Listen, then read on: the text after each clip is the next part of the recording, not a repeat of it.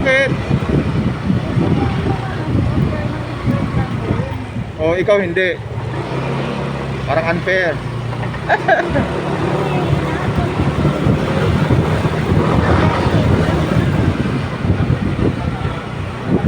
Sayang, di ba?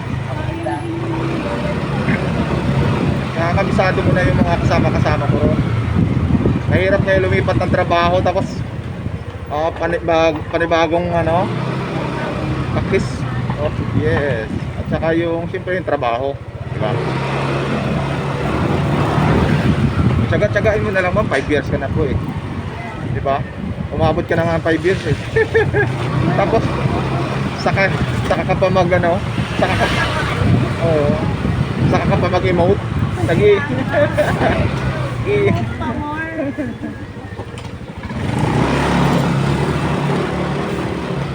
Isipin mo naman lagi ano lang para sa pamilya, no?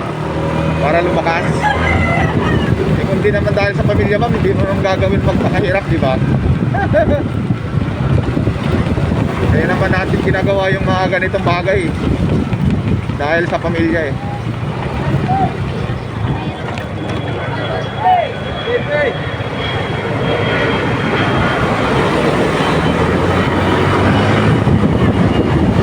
Oh, pwede.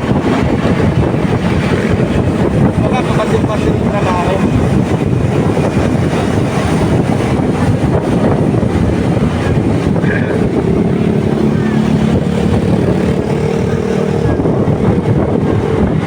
Toxic pa man, toxic.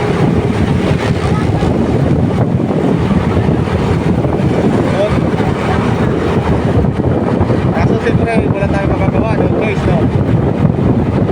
Wala tayong magagawa kasi kailangan natin ng kumita, kailangan natin ng mahirap kayang mamulat trabaho, diba?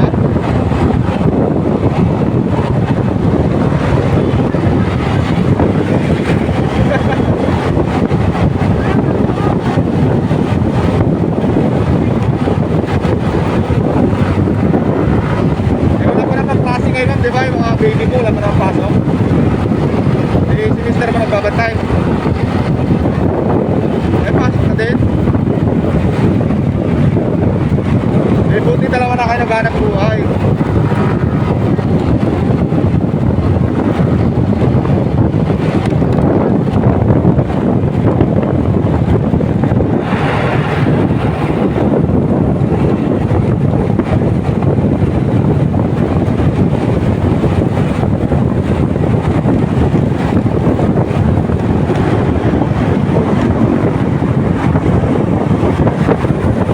Malaki naman natin yung mga baby ko ba eh.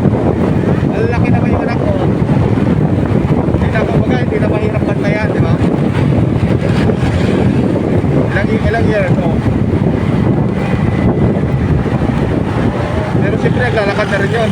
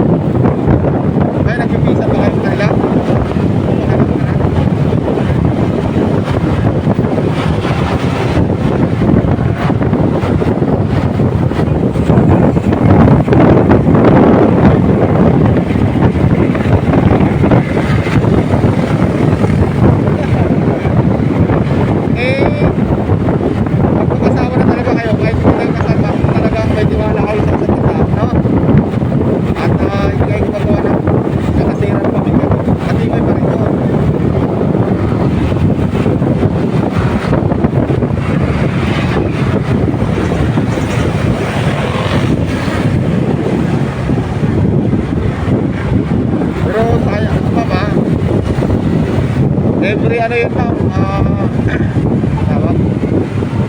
May katalang bayan ma'am libre. Din sa atin. Ha? Pero yung apelyido ng mga anak nyo sa inyo. Pero, hindi.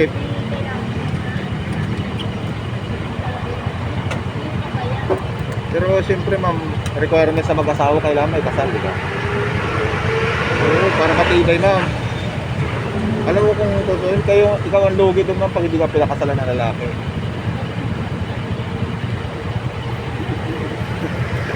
Para sinabi mo, hindi ka pa sigurado sa asawa mo ha. Ilang years na ba kayo nagsama? 8?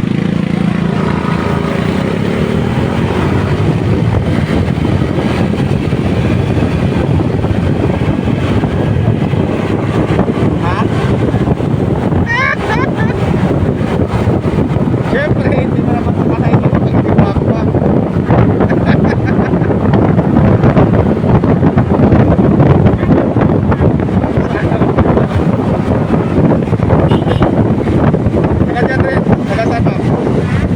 Din sa Taguig.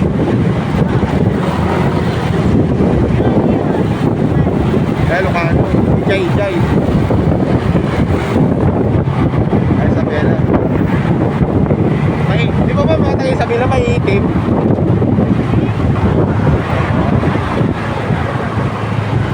Saan?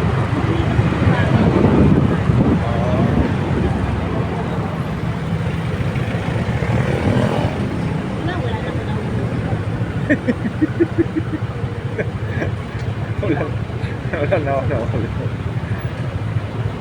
Di, baka ano lang yung ginagawa niya ma'am, papalipas oras ba yung libang-libangan?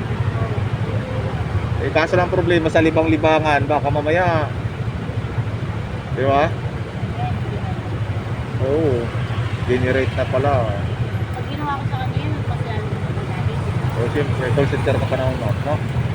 Antayin pa naman doon sa call center. Pero, pag ikaw ang babae, iisip mo, nag-training ko yung mga anak mo mamaya. Siyempre. Sabi ko, Kung talagang matinong babae na, "Yun, ako, hindi ko nagawa kasi oo. Tsaka hindi, pangit mo. ano pa lang ako, kilala mo na asawa mo. Oo, ako po. Pero ano, pero nangyayari yan ma'am sa buhay ng may buhay. Oo. Pinatulan, no?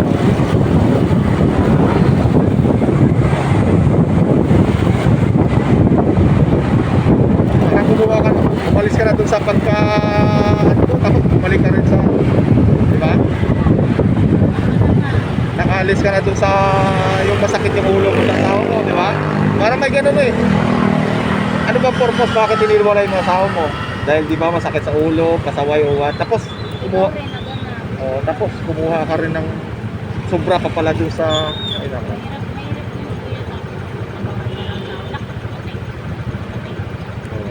Malaking kahiyan yun lang. Diba? Edukada, tapos nabalita mo ba ma'am na call center na nireklamo yung Mobit? Viral yun viral. Kinasuhan niya yung Mobit na hinold up daw siya ng Mobit. Call center yun Eh ano lang pala yun, gawa-gawa niya lang. Eh ngayon, hinarap siya ng Mobit. Oh, wala, parang trip niya lang. Nag-post sa Facebook na hinold up daw siya ng Mobit na yung sinakyan niya. Ito naman si Mobit, malakas yung loob. Nireport siya ngayon kay Tulfo. Nagharap sila kay Tulfo ngayon. May saltik siya, may sakit daw siya na yung isang bagay na hindi mo magawa. Oo.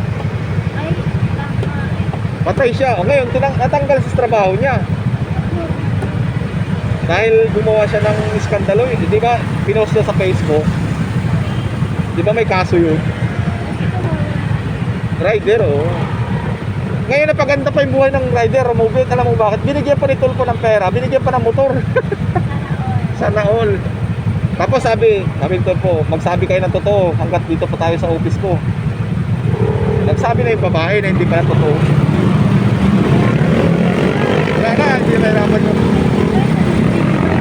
Oo.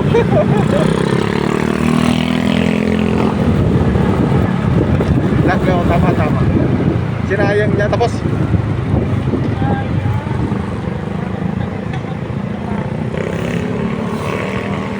tapos, di ba, sabi ng lalaki, napatawad na kita, pero harapin mo yung, yung kaso mo, harapin mo sa batas.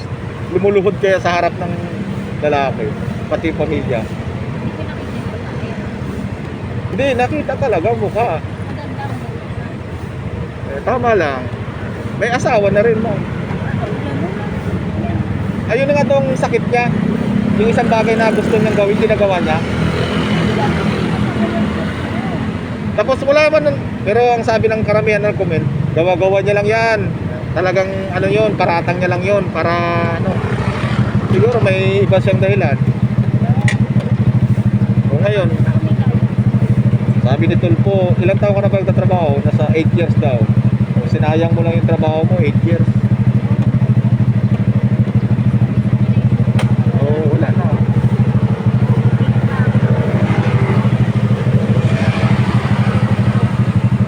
Parang, ang sakit niya parang clip to, ano ba yan? Oo. Kaya nga. Ay, hindi mo na. Viral yun, ha? Netflix? Akala ko Netflix.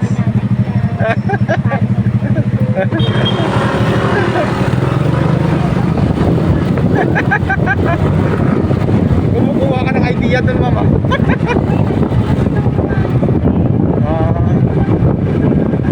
Mapatawa.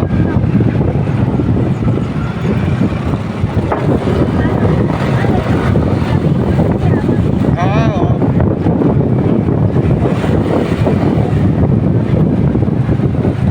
Bagay, nakakatanggal naman talaga ng stress yun, ma'am.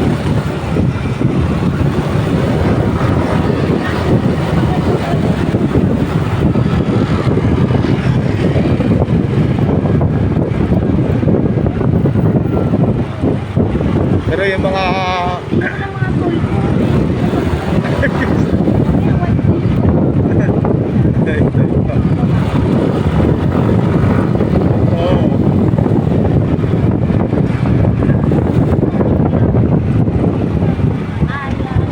aksidente, no?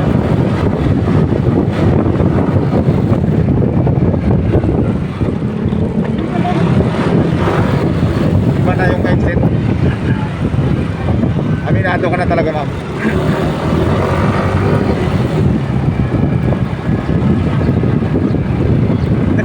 Well,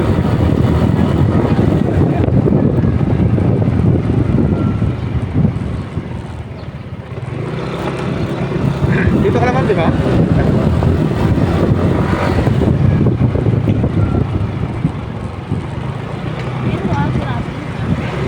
Oo nga. Matagal yun. Matagal na nag-viral. Oo, hanggang yun, hanggang 3.